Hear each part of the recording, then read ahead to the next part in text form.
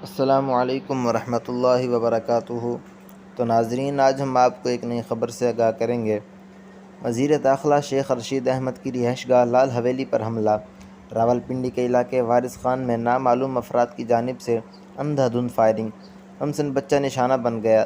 تفصیلات کے مطابق راولپنڈی کے علاقے وارث خان میں واقع وفاقی وزیر داخلہ کی رہائش گاہ پر نامعلوم افراد کی جانب سے حملہ کیا گیا۔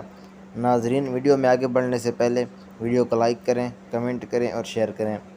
جی ناظرین، میڈیا رپورٹس کے مطابق شیخ رشید احمد کی رہائش گاہ لال حویلی پر نامعلوم افراد کی جانب سے اندھا دھند فائرنگ کی گئی، تاہم فائرنگ کے وقت وزیر داخلہ لال حویلی میں موجود نہیں تھے۔ نامعلوم افراد شرپسندوں کی اندھا دھند فائرنگ کی وجہ سے ایک 8 سالہ معصوم بچہ زخمی ہو گیا، جسے ہنگامی طور پر ہسپتال منتقل کر دیا گیا، جبکہ علاقے میں پولیس کی مزید نفری طلب کر لی۔ ناظرین، ایسی معلوماتی ویڈیو دیکھنے کے لیے ہمارے چینل کو سبسکرائب کریں اور بیل آئیکن کو دبانا مت بھولیں۔ شکریہ۔